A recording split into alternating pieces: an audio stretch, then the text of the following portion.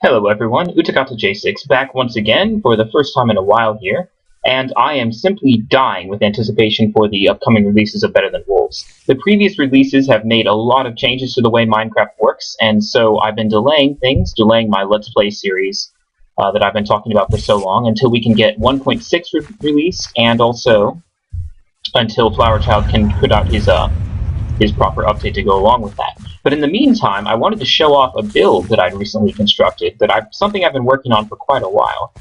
I'm assuming from this point on that the Minecraft part of this channel is going to be mostly followed by Better Than Wolves players. And these players are, of course, going to be familiar with the idea of hardcore buckets. Hardcore buckets makes it so that you can't simply pick up and place down water and lava sources. Now, it's very important in Better Than Wolves, just like in regular Minecraft play, to have lots of resources that are dropped from a mob farm. This is the only way, especially in Better Than Wolves, to get arcane scrolls, something which will become important later on. So, if you're playing with hardcore buckets, a lot of the traditional mob farm, let me go out of the range of the sound here, a lot of the traditional mob farm designs aren't actually going to work. You have to be able to place water sources in order to construct your traps, and you have to be able to place lava sources in order to kill the mobs, correct? Well, I've actually come up with a mob farm design that works by using water and saws, so it's still relatively early in the game. And the way it works is it uses one single water source high above the trap, and then you can build down into the trap such that that water source flows throughout the trap, and the result is that you don't have to actually have a whole bunch of water sources around. You can just use the path of one single water source and divert it so that all your flows work just like they would if you weren't playing with hardcore buckets. And the saws simply replace the lava. So, while we're on my survival world here, let's explore this quickly before it becomes night and check the volume.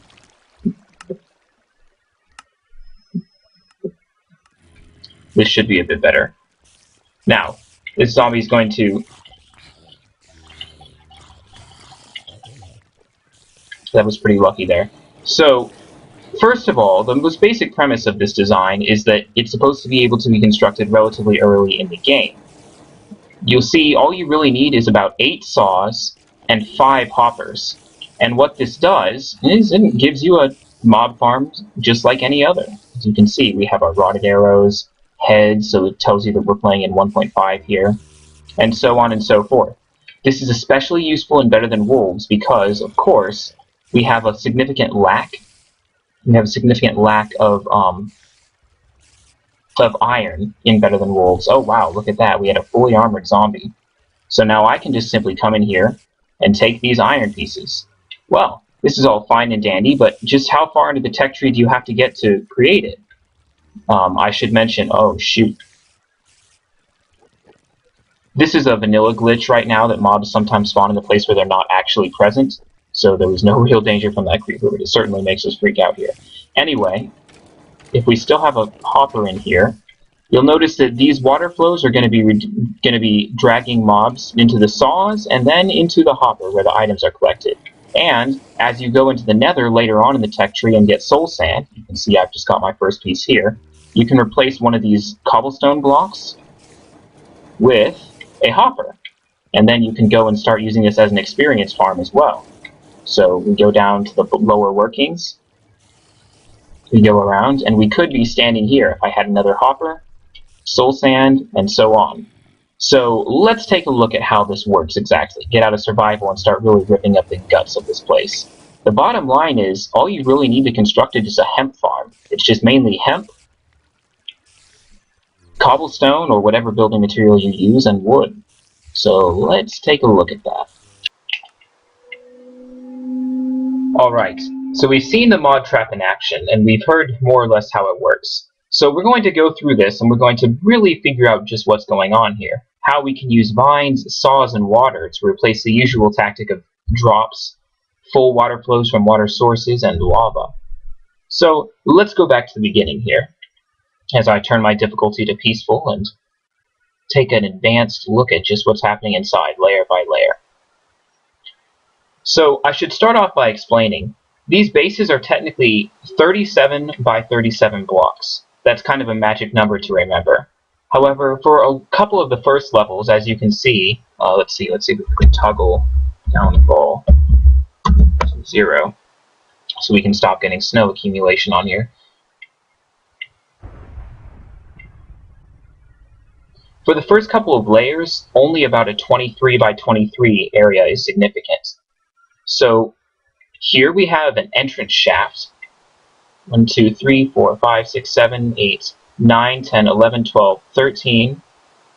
And then there's 14 and 15 are 3 high here. Plus another 16, 17, 18, 19, 20, 21, 22. And then go down 1, 2, 3, 4, 5, 6, 7, 8, and 2 spots over. This placement of the water here is for the water wheel, which gets to be a little bit arbitrary, as you'll see as we go on here. But this is your entrance shaft and your shaft to collect experience points from the mob trap eventually. If we move up one level, we can see more or less the same skeletal structure. This is the beginning of more stairs here, and to get you up onto the main level, and the water shaft appears once again. Over here we have a lever, which is actually attached to the bottom of a gearbox here, which is what will eventually allow you to turn off and on the stream of XP, turning dragon orbs into experience orbs at the end of the mob trap. But let's move up one more level and get to the most significant part. So here is the mechanical power wiring, basically. Remember that there is a gearbox missing here. Well, not a gearbox, a hopper with soul sand. So let's go ahead and put that in now.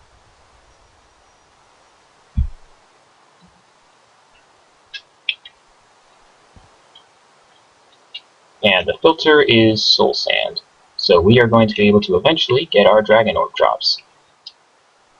So what's basically happening here is we have this canal which has a water wheel, and we wire this water wheel up to a couple of simple gearboxes, which you'll get a more detailed look as the thing gets bigger. But essentially these gearboxes go down to this level and hit this main gearbox. Power, power, power, and this is going to power one set of saws. And then this one moves over here. Power a second set of saws. Back here, power a third set of saws, and the pulley for the fourth, not the pulley, and the experience part of the fourth section of saws, which is actually powered by the water wheel itself way over here. Now, the reason why I say you can actually get this well before the water wheel is that, in fact, this water drop doesn't even necessarily have to be flowing down. We're going to leave an open hole in the center of the mob trap for allowing water to flow down, but you could just as easily have gearboxes flowing down from a windmill way up on the surface, so long as you're building down, essentially. Technically, you could build up too, but that would defeat the purpose of this being a mob trap that operates without hardcore buckets. So, all we did with this level is literally just cover up all the wiring with these slabs. And again, they can be any kind of slabs. I had them be cobblestone slabs at first, but I've changed that so it's a little bit more visible. Now here's where the dimensions start to get a little bit more importance.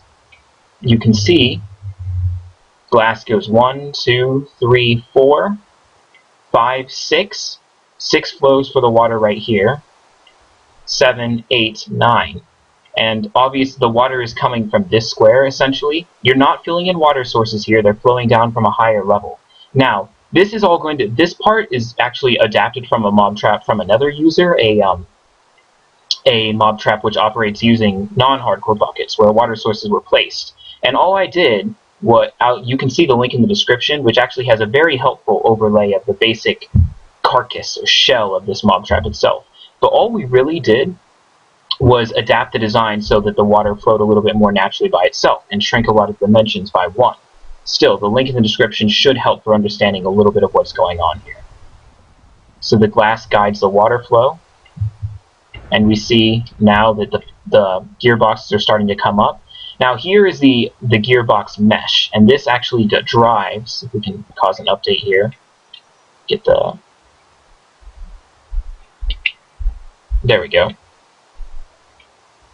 So for this setup is the exact same for all 4 sets of saw blades. So we have power coming up from a single mechanical power base here, which hits this gearbox, move back to there, and forward to here, to simultaneously power from the side 2 saw blades. Again, if we look down here, the placement of the different cobblestone blocks is actually very important. There is cobblestone here, and here, and here, and here, but these two holes are left empty. Mobs cannot get past here, but items will flow through this space, and their only place to go is down into your hopper. This is critically important. Once again, this is a little bit shorter than you would expect it to be. 1, 2, 3, 4, 5, 6, 7, 8, all stemming from this single water flow here, and we'll see how that gets there in a moment. Over here, I'm just creating an access shaft so that you can get into the main floor of the mob trap later on. Some of these features are a little bit left over from the fact that it was originally built in survival mode, but I really don't think it could be cleaned up too much using creative. The basic design is pretty solid. Little outpost here, all the resources that you might possibly need. Moving on. If you're looking around the same time at the posted link, you'll see that, again, the shell fits pretty well with the original mob trap design. So, however, this back area, instead of being lava, we just fill it in with cobblestone and put some, these were these were grates. There we go, grates, crafted by 4 sticks. 4 sticks in a block. And this just prevents the mobs or the items from getting trapped up here, basically. So this whole shaft is too high, and we see the water flow is only coming down in one spot here. And again, this design is exactly the same on all 4 sections. This is just an error, from what I recall. But again, the access shaft is running back down this way. One level up, this level is, again, incredibly simple. Just fill in the glass a little bit more, put in a ceiling of cobblestone here, but leave these 4 squares so that spiders can come down into your trap, right here, again with the water flow coming down here. 4 squares on each one. Now let's zoom out a little bit so you have more of an overview of what's happening here. And if you calculate, the base at this point should be, if I remember correctly, 23 by 23. 1, 2, 3, 4, 5, 6, 7, 8, 9, 10, 11, 12, 13, 14, 15, 16, 17, 18, 19, 20, 21. Oh, 23 is the outside walls, if you count those. So 21 by 21 at this point.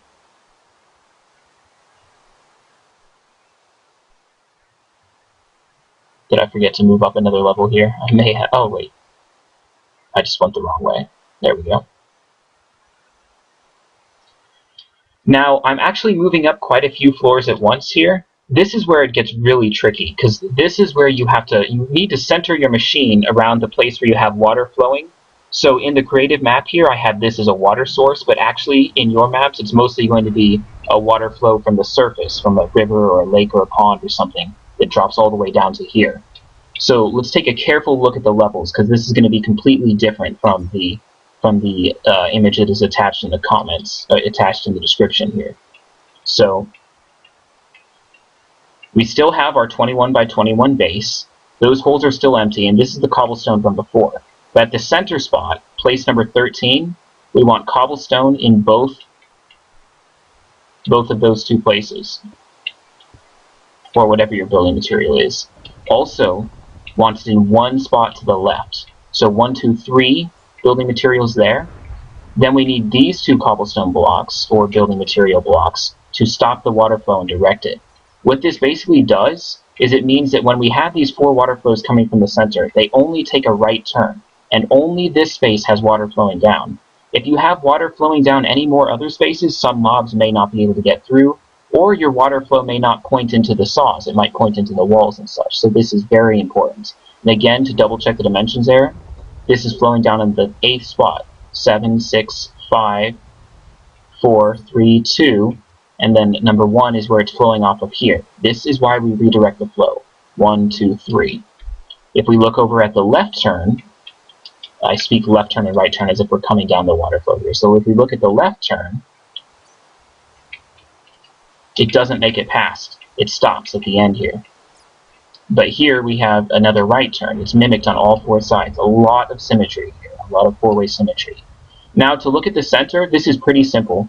In the center, you just want a base that is 2 high, 2 blocks high, and 3 wide, so that when the water falls in the center of it, it diverts in all 4 directions.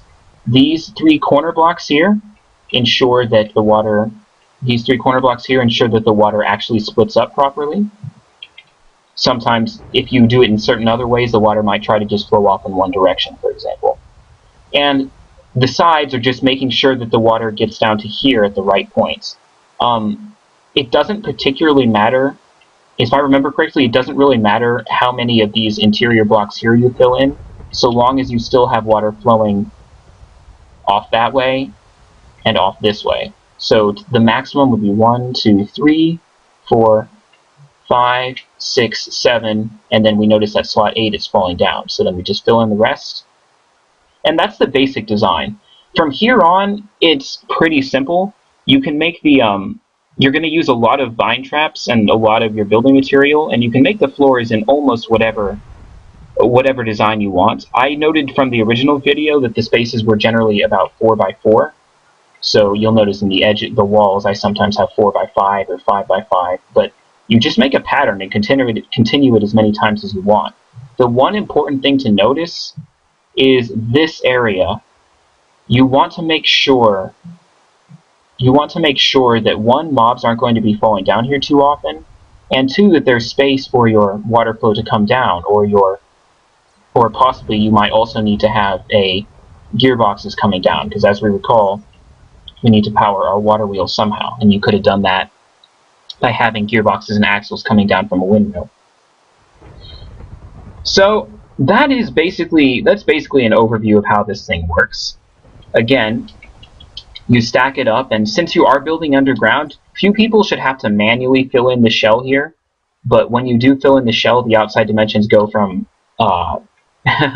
37 by 37 to 39 by 39, and then you fill in this roof. But just for laughs' sakes, we've already seen this in survival mode, but let's finish off the video by just setting our difficulty back to normal and seeing if we can get some mobs to spawn.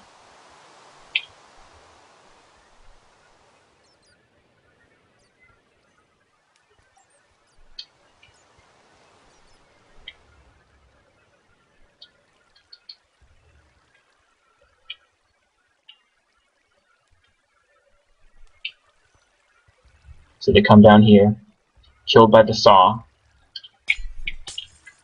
and the drops go into here, where you pick them up. Then you can run around.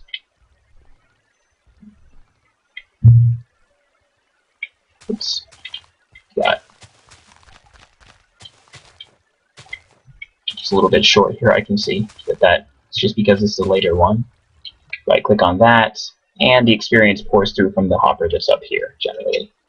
So that's basically an overview of the design. Be sure to check out, if you do try to build this kind of thing yourself, for one, you really just want to make sure you have a knowledge of how to use axles and gearboxes, because they're basically the crux of this.